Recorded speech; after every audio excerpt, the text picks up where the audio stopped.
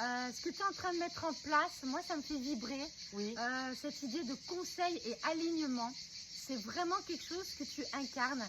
Et je le vois avec moi-même, quand tu me coaches, quand tu me réalignes, c'est d'une puissance incommensurable. Alors, j'aimerais que tu te présentes au monde et que tu nous expliques tout ça, ce beau programme-là.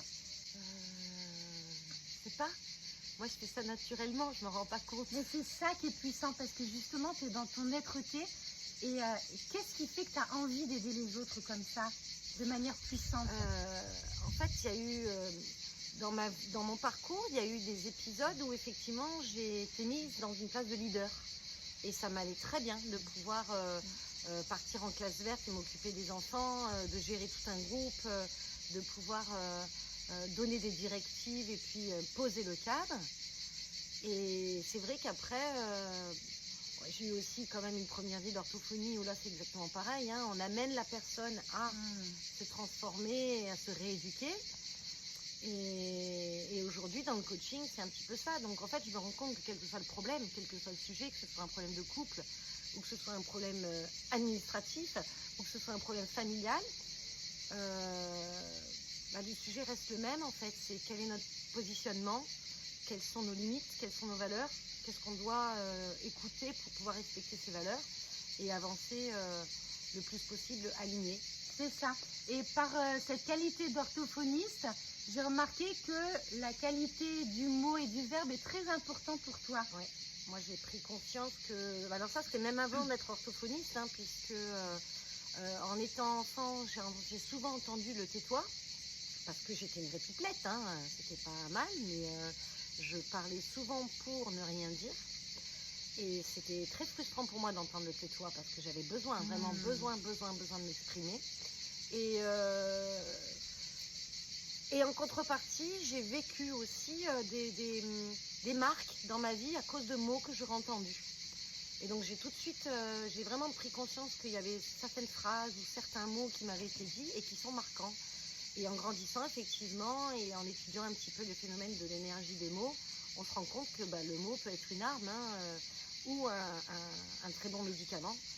Donc veiller à ces mots, veiller à l'intention et au poids des mots, c'est pour moi essentiel aujourd'hui. Et quand j'ai un consultant qui vient me voir, j'écoute ces mots et à travers ces mots, il y a tout le poids finalement du passé. Il y a il y a cette teneur qui est dévoilée par la symbolique du mot, quoi. Et donc ça me permet de pouvoir guider, parce que deux personnes vont vivre la même chose, mais n'auront pas du tout le même retour, et donc n'ont pas les mêmes mots. Tout à fait. Et ça a été une grande passion pour moi. Alors, tu accompagnes tout type de personnes. Par expérience, je sais que tu accompagnes aussi et tu vas réencoder les femmes puissantes. Tu vois la qualité chez les autres que eux-mêmes ne voient pas. Oui. Tu vois le potentiel. Voilà. Et à partir de là, Voilà. tu expanses ce potentiel parce Il y a un que tu y crois mieux potentiel. que la personne elle-même. Il y a un potentiel chez tout le monde. Ça, c'est fondamental pour moi. C'est une croyance de base que je me suis mise pour pouvoir effectivement accompagner. C'est si je crois pas en capacité de mon consultant, je n'ai rien à faire avec, mais vraiment rien. Donc c'est pour ça qu'au niveau de l'entretien de départ, c'est important de savoir si ça va matcher. Parce que il y a le consultant qui doit apprendre aussi à me faire confiance, mais il y a moi aussi qui doit aussi ressentir la capacité du consultant à vraiment s'ouvrir. Si c'est juste être là pour se plaindre et entretenir la plainte, mais tu te rends compte, voilà, au bout d'un moment, moi, j'ai rien à y faire. Hein. Je suis pas là pour accueillir les poubelles émotionnelles des autres. Donc c'est vrai que c'est important déjà que la personne elle soit un minimum consciente pour pas être tout le temps dans cette même routine, quoi. La question c'est quoi? Ouais, tu as bien répondu. Alors, j'ai entrevu aussi que tu accompagnais les hommes.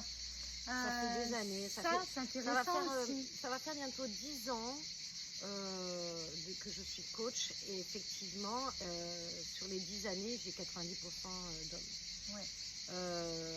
Alors, c'est pas que ça n'a pas fonctionné avec les femmes, mais effectivement, sur le coup, je me suis dit, dans le marketing de réseau, souvent on nous dit, regarde ta cible, choisis ta cible. Moi, C'est parce que tu as ce côté yang Voilà. naturel, hein, c'est-à-dire que les hommes vont venir vers toi parce que tu émanes aussi ce côté masculin et tu vas en même temps leur apporter une compréhension féminine. C'est intéressant du coup. Mon histoire avec le masculin, elle mériterait un livre, en fait. Hein. Oui. Mais c'est vrai que j'ai grandi avec des hommes, j'ai dû m'adapter dans un monde d'hommes, j'ai eu une éducation limite machiste, donc effectivement, ça a été confrontant pour moi. Et il y a eu ce travail de libération derrière en me disant, mais la femme, elle a le droit d'être, quoi. Donc, bon, c'est le travail d'une vie, mais c'est vrai que c'est Mais pas en rien. même temps, tu arrives à comprendre l'homme, Voilà. c'est ça qui est intéressant. Et par contre, effectivement, je prends conscience que la femme, elle a été brimée pendant des décennies, des siècles, il n'y a pas à revenir dessus. Mais aujourd'hui, le fait que les femmes se réveillent, ça déstabilise Et oui, énormément. l'homme a besoin d'être accompagné. Donc certains vont lutter en résistance par l'agressivité, le côté viril, la force et la puissance. Et d'autres vont être limite accablés et auront une sensibilité naturelle qui n'arriveront pas à assumer. À exprimer, tout à fait. Et là où moi j'interviens, ça peut être dans les deux cas. Et c'est là où c'est chouette parce que je me suis dit, bah non, je suis peut-être moins attirée par le gars qui va taper du poing sur la table. Et en fait, non, j'arrive aussi avec ces hommes-là à me faire entendre, en tout cas à les faire réagir autrement et à faire adopter un autre point de vue. Et j'ai vu des cas de figure où les hommes effectivement pouvaient s'adoucir et se mettre à avoir ce côté plus sensible pour arriver à se dire mais en fait c'est logique que la femme avec qui je suis me fuit parce qu'en fait si je me regarde sous cet angle-là, même moi je ne le supporte pas. Donc éveilleuse de conscience moderne, chamane urbaine finalement aussi, hein. Pendant très longtemps je me suis cherché des étiquettes, j'appelle ça des étiquettes. Bah oui. Mais, j'ai envie de n'en revêtir aucune. C'est difficile parce qu'effectivement, comment veux-tu que l'on me trouve si on ne sait pas ce qu'on cherche? Mais c'est pour ça que voilà, je me suis dit conseil et alignement. C'est super, c'est ce qui te définit finalement. C'est plus ce que je fais plutôt que ce que je suis. C'est ça. Et j'ai pas envie de me définir comme étant ce que je suis. Pareil, hein, par rapport à un passif où j'ai posé des diagnostics pendant une dizaine d'années et je suis dyslexique. Non, on ne va pas résumer la personne à cette expression-là. Donc c'est vraiment pour dire qu'on est tout à la fois et rien en même temps. Alors chamane urbaine, oui, parce que j'ai du mal en ville. Voilà, et puis alors c'est marrant parce qu'au moment où on dit ça, tu vois, on a les oiseaux qui passent. J'ai du mal en ville et j'adore être dans la colline et j'ai un rapport à la nature qui est très intime. Donc oui, maintenant voilà, j'en suis pas à sortir avec mon tambour et à faire des cérémonies. Juste montrer, inspirer, porter par toutes les images que tu transmets aussi sur tes réseaux. J'ai mis un point d'honneur à transmettre la beauté.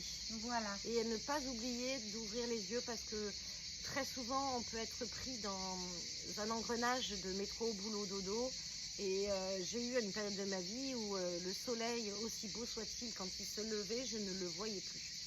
Et il y avait tellement d'obscurité dans ma vie qu'on pouvait me montrer les plus belles choses au monde, je n'en avais rien à faire, ça me passait au-dessus.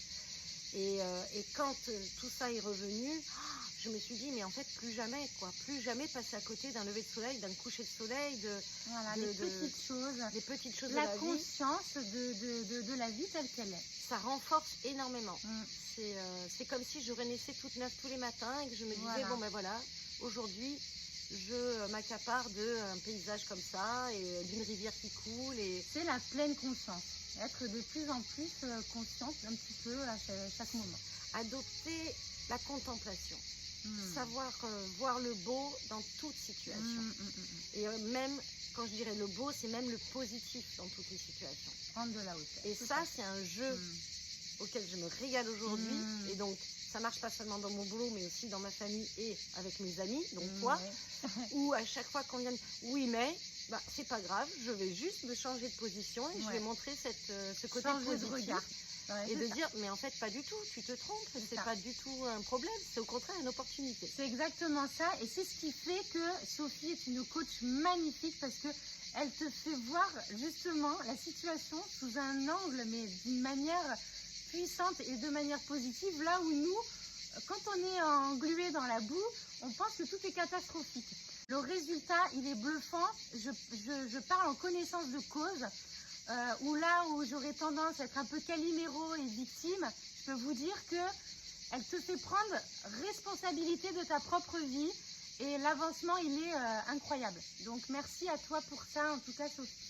Si on doit juste synthétiser ça, ça va être tu passes du stade où tu subis ta vie au stade où tu crées ta vie. De la survie à je la vis pleinement. On assume, exactement. On est responsable, on sort de ce statut de victime. Quel que soit le choix qu'on décide de faire, on l'assume derrière. Et peu importe, hein, parce que la vie, c'est ça, quoi. On va faire un choix, on revient. Et voilà. Merci beaucoup, Stéphanie. Mais merci à toi.